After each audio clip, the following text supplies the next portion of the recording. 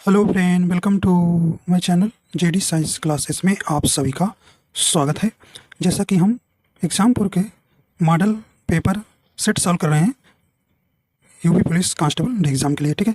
तो आज का हमारा ये सेट नंबर 7 होगा, ठीक है, 7 नंबर का होगा, ठीक है। तो इसके 6 जो है सेट करा दिए हैं, जो कि हिंदी और जीएस के, ठीक है। और इसके जो है PDF जो है भी, इसका जो है पूरा पेपर हमने टेलीग्राम जेडी साइंस क्लासेस पे डाल दिए हैं, ठीक है।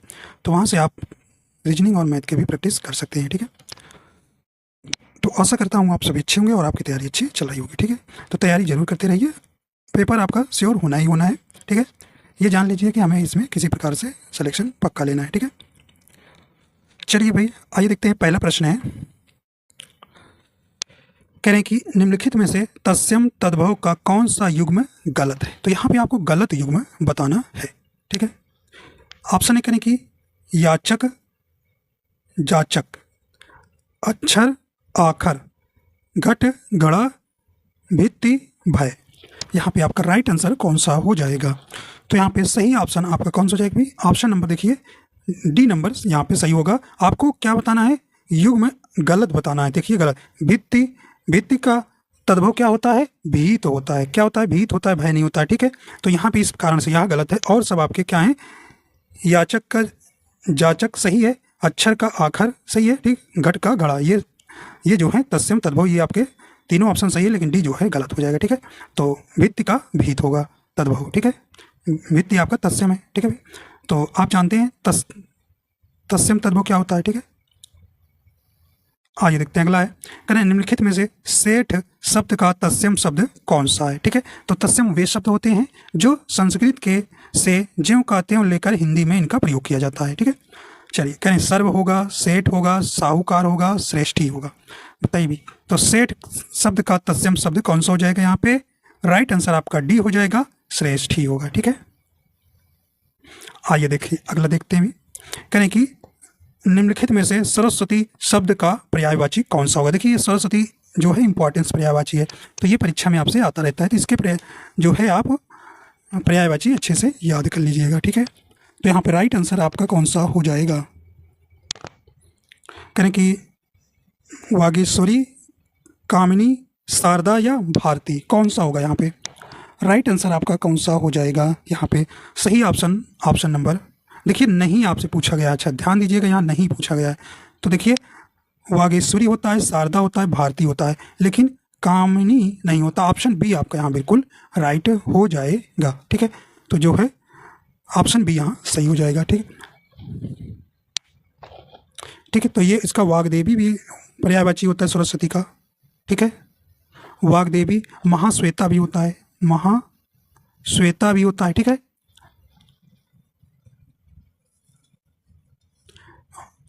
हंस वाहिनी आप जानते हैं होता है, ठीक है। वीणा पाणी भी होता है, ठीक। तो ये पर्यायवाची आपको ध्यान रखना है सरस्वती का, ठीक है।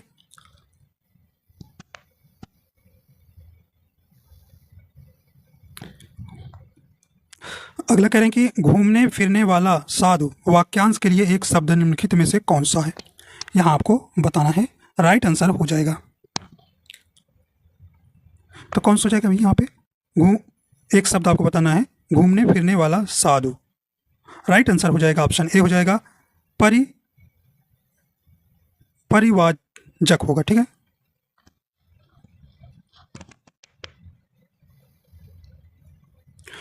श्रुतिसम भिन्नार्थक शब्द युग में करें नियत के सही अर्थ भेद का चयन कीजिए। यहाँ पे आपको बताना है, राइट आंसर हो जाएगा। कि देखिए नियत कहते हैं, नियत की इरादा जिसको बोलते हैं, कैसा आपका इरादा है, ठीक। और नियत छोटी की मात्रा क्या रहेगा? निश्चित, ठीक है। तो ऑप्शन इसका कौन सा हो जाएगा? सही ऑप्शन नंबर बी हो जाएगा, निश्चित और इरादा, ठीक है। छोटी की मात्रा नियत में रहेगा तो वो निश्चित होगा, बड़ी की लग जाएगा तो क्या हो जाएगा भाई? इरादा हो जाएगा। ऑप्शन बी आपका यहाँ सही हो जाएगा। निम्नलिखित में से किस वाक्य में मुहावरे संबंधी अशुद्धि है? यहाँ पे आपको अशुद्धि बताना है, ठीक है। राइट आंसर आपका कौन सा यहाँ पे हो जाएगा? करे देश पर प्राण न्यौछावर करना सैनिक का धर्म है, वह चुपचाप दम साधे पड़ा रहा, राधा के सारे इरादों पर पानी फिर गया, पुलिस को देखते ही रमेश के चेहरे पर हवाइयाँ दौड़ने लगी। बताइए सही ऑप्शन हो जाएगा यहाँ पे, राइट आंसर कौन सा हो जाएगा यहाँ पे? तो ऑप्शन नंबर डी हो जाएगा। पुलिस को देखते ही रमेश के चेहरे पर हवाइयाँ दौड़ने लगी। ये जो है मुहावरे संबंधी क्या है, अशुद्धि है। ठीक है, निम्नलिखित में किस विकल्प में सभी शब्द स्त्रीलिंग हैं? यहाँ आपको बताना है सभी शब्द कौन सा स्त्रीलिंग है।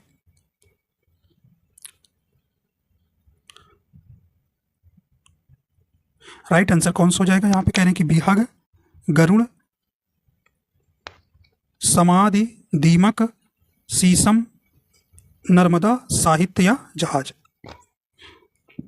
सही ऑप्शन हो जाएगा तो ऑप्शन नंबर सी हो जाएगा। शीशम और नर्मदा जो है ये स्त्रीलिंग है। ठीक है,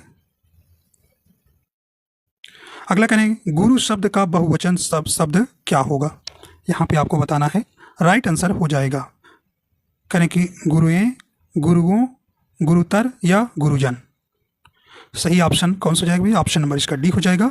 गुरुजन जो है गुरु शब्द का बहुवचन शब्द होगा। ठीक है, ऑप्शन डी सही हो जाएगा। आइए देखते हैं कुछ जो हैं सदैव बहुवचन में प्रयोग होते हैं शब्द, उनको ध्यान रखना है। जैसे प्राण हो गया, ठीक है, दर्शन, आंसू, ठीक है, होश, बाल, हस्ताक्षर, समाचार,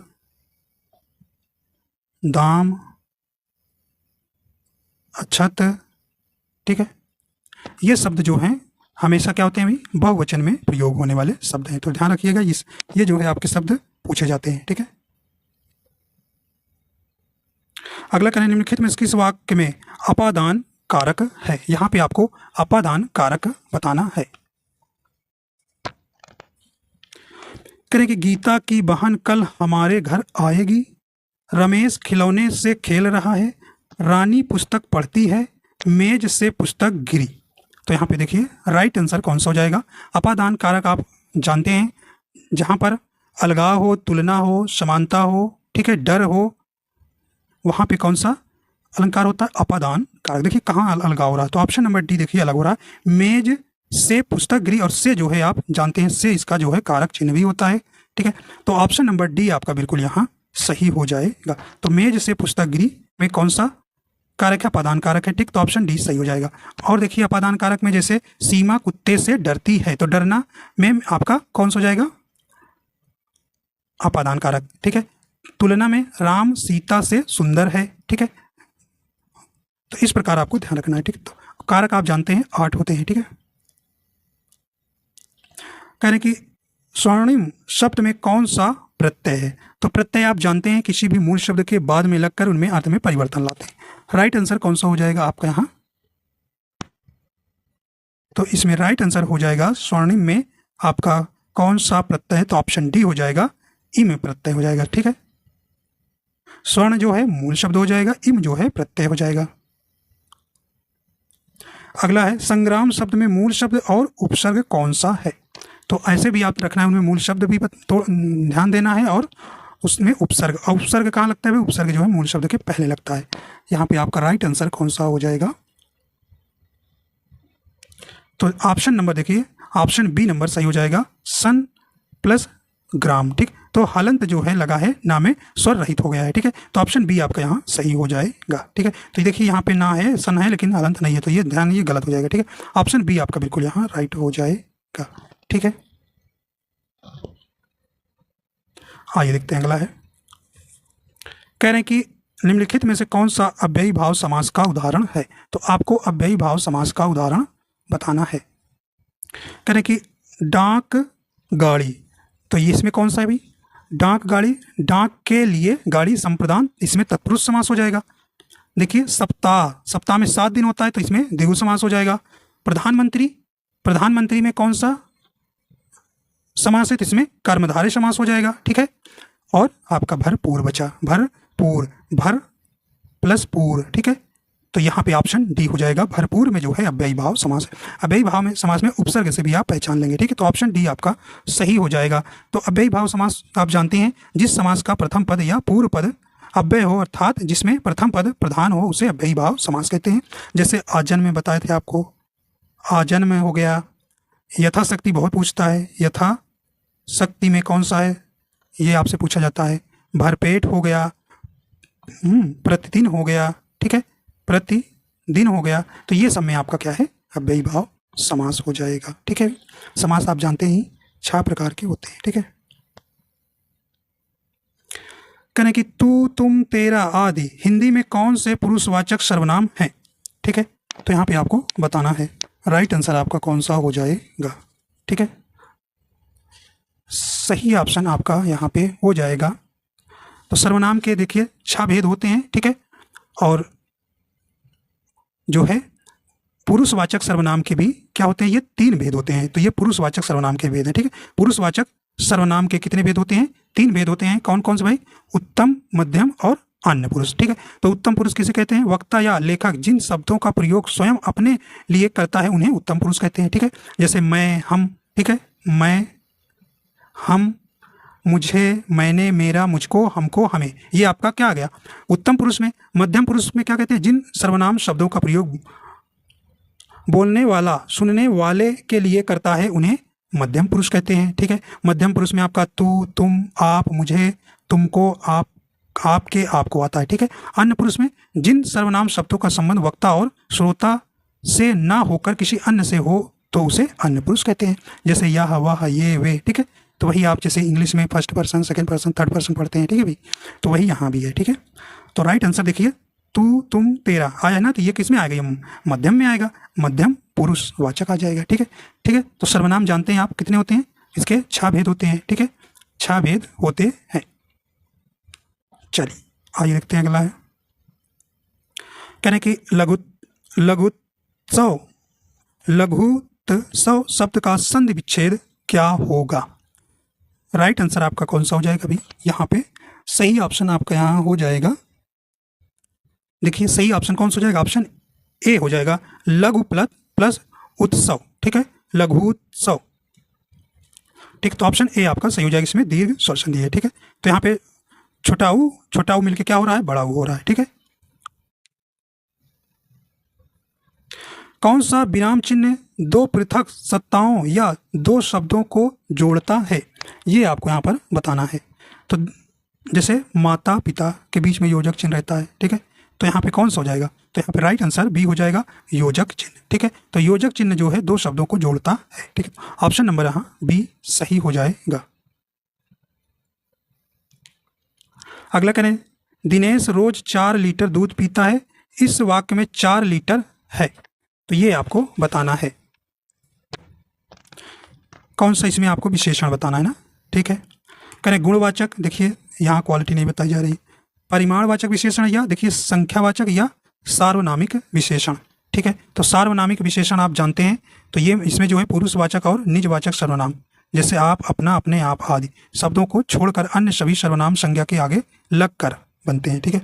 जैसे वह, ये, ऐसा, कोई, उस, ठीक है, ये सार्वनामिक विशेषण होता है। तो यहाँ पे राइट आंसर आपका कौन सा यहाँ हो जाएगा, देखिए इसमें हो जाएगा ऑप्शन बी हो जाएगा, परिमाणवाचक विशेषण, ठीक है, परिमाणवाचक विशेषण हो जाएगा। जैसे करेंगे दिनेश रोज 4 लीटर दूध पीता है, तो इसमें परिमाणवाचक विशेषण होगा, ठीक है। ऑप्शन बी आपका यहाँ सही हो जाएगा। अब परिमाणवाचक विशेषण के 2 भेद होते हैं, 2 भेद कौन कौन, निश्चित परिमाणवाचक और अनिश्चित परिमाणवाचक।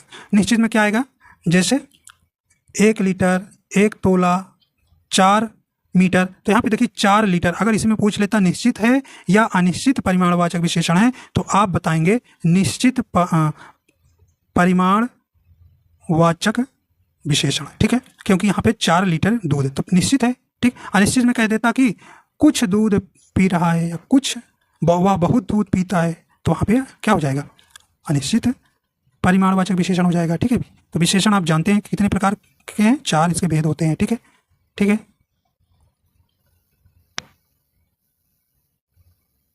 आइए देखते हैं अगला, कह रहे हैं कि बाजार से आकर गीता खाना पकाएगी, इस वाक्य में आकर किस क्रिया का उदाहरण है, ये आपको यहाँ पर बताना है। यहाँ पे राइट आंसर हो जाएगा, देखिए कह रहे हैं कि पूर्वकालिक क्रिया। पूर्वकालिक क्रिया क्या होता है अभी, जब कर्ता एक क्रिया समाप्त कर उसी क्षण दूसरी क्रिया में प्रवृत्त हो जाता है, तब पहली क्रिया पूर्वकालिक क्रिया कहलाती है, ठीक है। जैसे बच्चा दूध पीकर सो गया, ठीक है। तो यहाँ करें बाजार से आकर गीता खाना पकाएगी, तो यहाँ पे कौन सा यहाँ पे हो जाएगा, देखिए पहला ही ऑप्शन सही हो जाएगा। इसमें जो है पूर्वकालिक क्रिया, पहले बाजार से आकर गीता, तो बाजार से आएगी तो ये पूर्वकालिक होगी, फिर क्या करेगी भाई, खाना पकाएगी। ठीक है। प्रणर्थक क्रिया आपको हमने बता रखा है भाई क्या होता है, क्रिया के जिस रूप से हमें यह पता चले कि कर्ता कोई काम स्वयं ना करके किसी दूसरे को उस कार्य को करने के लिए प्रेरित करता है तो उसे प्रणर्थक क्रिया कहते हैं। ठीक है भाई, जैसे आपने बताया कि अध्यापक ने बच्चों से किताब पढ़वाई। ठीक है। संयुक्त क्रिया, संयुक्त क्रिया आप जानते हैं, दो या दो से अधिक क्रियाओं का प्रयोग साथ साथ किया गया हो, वहां पे संयुक्त क्रिया कहलाती है। ठीक है। जैसे वह खा चुका है, तो खा चुका हो गया संयुक्त क्रिया। राहुल जो है गीता पढ़ने लगा, तो पढ़ने लगा पूरा संयुक्त क्रिया।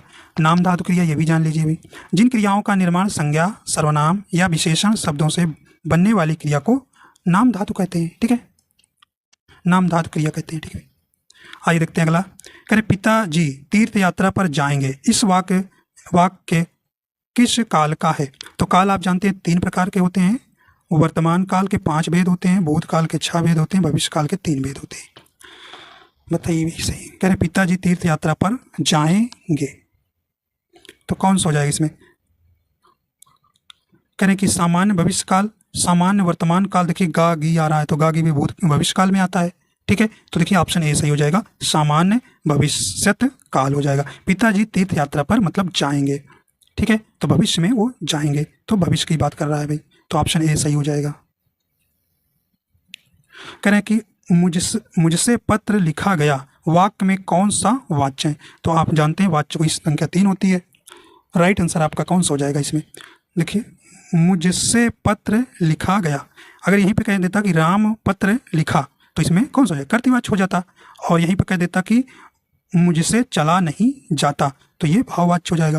तो यहाँ पे आपका ऑप्शन बी हो जाएगा, इसमें कर्मवाच्य है। ठीक है, मुझसे पत्र लिखा गया। ठीक है, तो भाववाच्य में असमर्थता को व्यक्त करता है। ठीक है, ये भी आपको ध्यान रखना है, तो ऑप्शन बी आपका सही हो जाएगा। यहाँ करें कि घाव पर नमक छिड़कना मुहावरे का अर्थ बताइए भाई, यहाँ पे आपको बताना है। करें कि पुरानी बातें दोहराना, किसी का मजाक उड़ाना, घाव पर नमक लगाना, दुखी को अधिक दुखी करना, तो यही बात हो जाएगी, ऑप्शन डी सही हो जाएगा। घाव पर नमक छिड़कना का दुखी को अधिक दुखी करना। चलिए भी करें कि मूक का विलोम शब्द क्या होगा? मतलब कम बोलने वाला, मूक चुप रहना।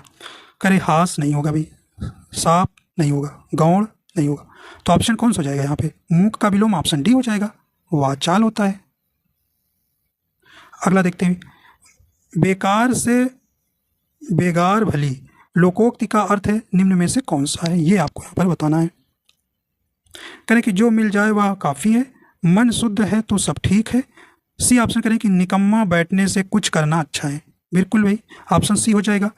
बेकार से बेगार भली मतलब निकम्मा बैठने से कुछ करना अच्छा है, कहने का मतलब कि आपको पढ़ने मन नहीं लग रहा है तो बैठे रहिए या कुछ करिए ना, कुछ ना करिए, तो आप कहानी ही पढ़िए किसी के बारे में, किसी विद्वान के बारे में। ठीक है, तो वही हुआ कि बेकार से बेगार भली है, नहीं पढ़ने मन लग रहा है तो आप 1-2 कहानी ही पढ़ लीजिए। ठीक है, हो सकता है उसमें मन लग जाए आपका, तो उसके बाद पढ़ाई करिए। तो मतलब कुछ ना कुछ जरूर करिए, बैठे रहना बेकार ही है, बैठे रहेंगे तो तमाम प्रकार की मन में बातें चलेंगी। ठीक है, तो ऑप्शन आपका कौन सा हो जाएगा? सी सही हो जाएगा। करें कि अद्भुत रस का स्थायी भाव कौन सा? तो बताइए भाई अद्भुत रस का स्थायी भाव कौन सा है, यहाँ पे आपको बताना है। राइट आंसर आपका यहाँ कौन सा हो जाएगा? तो यहाँ पे सही ऑप्शन सी हो जाएगा, विस्मय। ठीक है, तो यहाँ पे आपका ऑप्शन नंबर यहाँ पे सही हो जाएगा, विस्मय। ठीक है, ठीक है, शोक किसका स्थायी भाव है? ये करुण का है। ठीक है, और क्रोध किसका है भी? क्रोध रौद्र रस का है। ठीक है, स्थायी भाव। निर्वेद आप जानते हैं शांत रस का है, जो कि शांत बहुत इंपॉर्टेंस है, इसलिए इसमें इसका स्थायी भाव पूछा भी गया था, पूछा जाता रहता है, क्योंकि ये भरत मुनि जो है ये 8 मानते हैं, और भरत मुनि जो है इनको 9वां रस जो है निर्वेद को मानते ही नहीं, तो इसलिए विवाद है, तो विवाद में हमेशा पूछा जाते हैं प्रश्न, इसलिए निर्वेद जो है शांत रस का स्थायी भाव, तो ये आपसे पूछा जाता है। ठीक है, और श्रृंगार रस को रसराज कहा, ये आप जानते ही हैं। ठीक है, रसों की संख्या 9 है तो स्थायी भाव की संख्या भी 9 है। ठीक है, आइए देखते हैं कह रहे कि अर्ध सममात्रिक छंद है। तो आपको मैंने बता रखा है भी अर्ध सममात्रिक छंद के अंतर्गत कौन कौन आते हैं और सममात्रिक छंद के अंतर्गत कौन आते हैं और विषम मात्रिक छंद के अंतर्गत आते हैं। देखिए यहाँ पे राइट आंसर हो जाएगा, कौन सा हो जाएगा आपका यहाँ, देखिए दोहा। दोहा ये अर्ध सममात्रिक छंद आता है। तो कौन कौन इसमें आता है, देखिए दोहा आता है, सोराठा आता है, याद रखिए पूछा जाता है भाई, सोराठा आता है, और कौन आता है, बरवय आता है, बरवय, बरवय में जो 12 और 7 की मात्रा होती है, ठीक।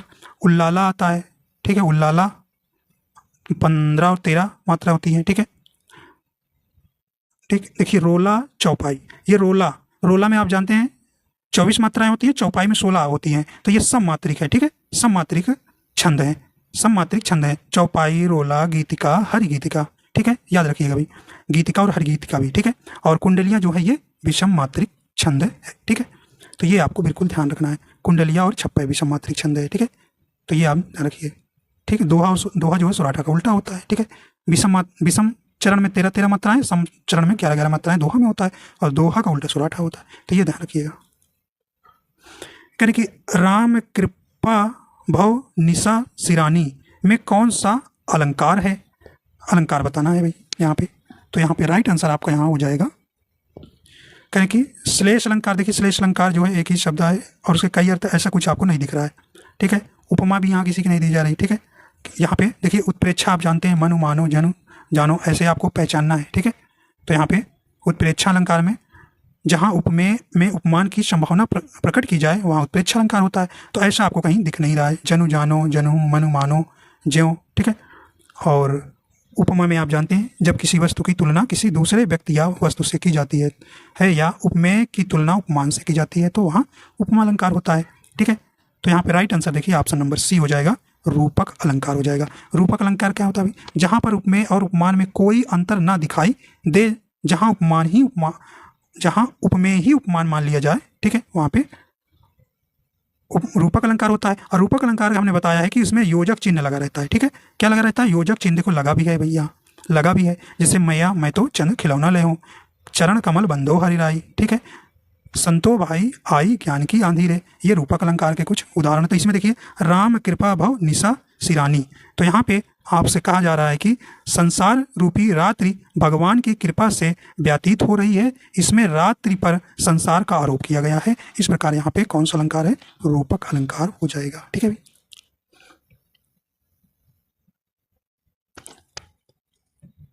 अगला देखते हैं, कहें कि अंक का अनेकार्थक शब्द निम्नलिखित में से किस विकल्प में है। देखिए अंक का जो है काफी इंपॉर्टेंस प्रश्न है, ठीक है। ये अंक का अनेकार्थी जो आपसे पूछा जाता है। देखिए अंक के अनेकार्थी जैसे गोंद होता है, ठीक है, गोंद, चिन्ह, ठीक है, चिन्ह, संख्या होता है, ये जरूर याद रखिएगा। नाटक, नाटक का एक भाग, ठीक है, नाटक का एक भाग, अध्याय होता है, ठीक है, अध्याय होता है, और भाग्य, ठीक है। ये जो है इसका क्या है भाई, ये जो है कुछ जो है अंक के क्या है, अनेकार्थक शब्द है, ठीक। तो ये आपको बिल्कुल यहाँ पे ध्यान रखना है। तो बताइए भाई राइट आंसर आपका इसमें कौन सा हो जाएगा। तो ऑप्शन इसका बी सही हो जाएगा, संख्या, ठीक है। अब देखिए ये आपका 65 से लेकर 59 तक क्या है, नहीं 69 तक है, ठीक है, 69 तक क्या है आपका गद्यांश, ठीक है। गद्यांश को बढ़ के प्रश्न आप देख लीजिए, इसको आप कहिएगा। चलिए आइए हम कराते हैं यहाँ से। चलिए रचना पूछा गया है, कहने कि काम सूत्र निम्नलिखित में से किसकी रचना है, ये आपको यहाँ पर बताना है। बताइए भी सही ऑप्शन आपका यहाँ हो जाएगा। 70 नंबर का प्रश्न का जवाब दीजिए, सही ऑप्शन कौन सा हो जाएगा यहाँ पे। काम सूत्र करें कि भरत मुनि का, कौटिल्य का, वात्स्यायन का या बाण भट्ट का। यहाँ पे राइट आंसर आपका हो जाएगा ऑप्शन नंबर सी हो जाएगा, वात्स्यायन का जो है ये ऑप्शन नंबर सी आपका यहाँ सही हो जाएगा। काम सूत्र के रचना, ठीक है, ऑप्शन सी सही हो जाएगा। देखिए कौटिल्य आप जानते हैं, कौटिल्य की एक रचना अर्थशास्त्र है, ठीक है। निम्नलिखित में से संत कबीर की कृति कौन सी है। राइट आंसर आपका यहाँ हो जाएगा, देखिए ऑप्शन नंबर बी हो जाएगा, बीजक, ठीक है। संत कबीर की कृति बीजक है। मृगावती किसकी है भाई, मृगावती मृगावती ये कुतबन की है, ठीक है, कुतबन की है। और यामा आप जानते हैं, इन्हें ज्ञानपीठ पुरस्कार इस रचना पर मिला है, ठीक है, 1982 में। महादेवी वर्मा की है, ठीक है। सूर सरावली आप जानते हैं सूरदास की है, ठीक है। कह रहे कि मैथिली भाषा के प्रसिद्ध कवि कौन है? सही ऑप्शन हो जाएगा, कह रहे कि विद्यापति, तुलसीदास, जायसी या बिहारी लाल। राइट आंसर आपका हो जाएगा ऑप्शन ए हो जाएगा, विद्यापति जो है मैथिली भाषा के प्रसिद्ध कवि हैं। निम्न शब्दों में से कौन सा शब्द क्रिया विशेषण है? यहां पे आपको बताना है क्रिया विशेषण। चलिए भी, तो क्रिया विशेषण जो है अर्थ के आधार पर क्रिया विशेषण के 4 प्रकार के होते हैं, ठीक है। कौन कौन? भी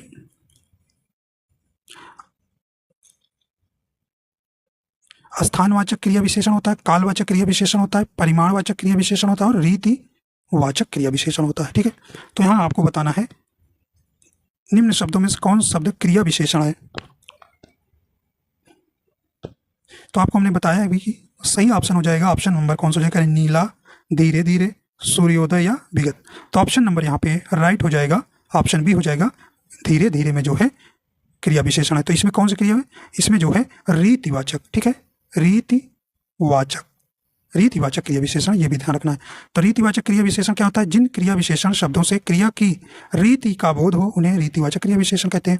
जैसे धीरे धीरे, अचानक, तो ये शब्द याद रखिएगा भाई, अचानक, फटाफट, ठीक है, फटाफट, हाँ नहीं, धीरे, तेज, निसंदेह, तो, हो, अवश्य, एकांक, धड़ाधड़, ठीक है, ध्यानपूर्वक, ये सब आपका रीतिवाचक क्रिया विशेषण के अंतर्गत आता है, ठीक है। तो ऑप्शन आपका बी यहाँ सही हो जाएगा, ठीक है। कालवाचक में आप क्या हुए? आज, कल, तुरंत, पीछे, परसों, ये शब्द आपको वाक्य बना के देगा तो उसमें पहचानना है कालवाचक क्रिया विशेषण है, ठीक है। परिमाणवाचक क्रिया विशेषण में आपको मत पकड़ना है बहुत, खूब, पर्याप्त, अत्यंत, थोड़ा, कुछ, ये परिमाणवाचक क्रिया विशेषण के बीच में शब्द में जो वाक्य बना रहेगा तो ऐसा आएगा तो आप पहचान लेंगे वहाँ पे, ठीक है। और स्थानवाचक क्रिया विशेषण का बोध, ये देखिए स्थानवाचक क्रिया विशेषण 2 प्रकार का होता है, स्थितिवाचक और दिशावाचक, ठीक है। यहाँ, वहाँ, जहाँ, तहाँ, ऐसे, कहाँ, आगे, पीछे, ये शब्द आपको पहचानना है, ठीक है। और दिशा में इधर उधर, दाएं बाएं, ठीक है। तो ये सब आपको ध्यान रखना है, तभी आप यहाँ पे गलत नहीं होगा आपके, ठीक है। चलिए आइए देखते हैं अगला है, निम्नलिखित में से कृष्ण शब्द का पर्यायवाची कौन सा है? यहाँ पे कृष्ण का पर्यायवाची आपको बताना है। कृष्ण का पर्यायवाची आप जानते हैं, जैसे वसुदेव भी कहते हैं, वासुदेव भाई, वासुदेव, सारथी भी होता है इनका पर्यायवाची। मुरलीधर आप जानते ही हैं, ठीक है, मुरलीधर, हरि भी होता है, ठीक है, नंदलला होता है, नंदलला। तो ये जो है क्या है? कृष्ण भगवान के पर्यायवाची है। तो राइट आंसर आपका कौन सा हो जाएगा? सही ऑप्शन आपका भी कौन सा हो जाएगा भी? यहाँ देखिए, मुरारी भी कहते हैं ना, तो ऑप्शन बी आपका सही हो जाएगा, ठीक है। यहाँ पे राइट आंसर आपका यहाँ सही हो जाएगा। देखिए, मनोज, रतिपति, ये आप जानते हैं ये कामदेव के पर्यायवाची है, ठीक है।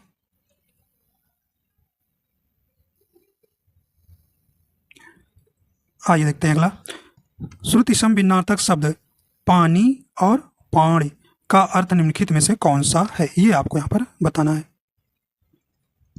तो पानी आप जानते हैं जल होता है और पानी माने हाथ होता है, ऑप्शन बी आपका सही हो जाएगा। आइए देखते हैं आखिरी प्रश्न है भाई, जो सदा दूसरों पर संदेह करता है, इस वाक्यांश के लिए सही शब्द निम्नलिखित में से कौन सा है? आपको कई शब्दों के लिए एक शब्द चुनना है, तो कौन हो जाएगा? ऑप्शन डी हो जाएगा, संकालु होता है, ठीक है। तो जो सदा दूसरों पर संदेह करता है उसे संकालु कहते हैं, ठीक। तो ऑप्शन डी सही हो जाएगा। ईर्ष्यालु आप जानते हैं जो किसी से ईर्ष्या करता है, ठीक है। तो इस प्रकार आपके जो है पूरे हो जाते हैं 7, ठीक है। तो आशा करता हूँ ये आपको पसंद आया। अगर पसंद आए तो लाइक एंड शेयर कर दीजिएगा। अगर आप हमारे चैनल पर नए हैं तो चैनल को भी सब्सक्राइब कर लीजिएगा, ठीक है। तो मिलते हैं 8वें सेट के साथ, ठीक है। तो वीडियो देखने के लिए आपको बहुत बहुत धन्यवाद।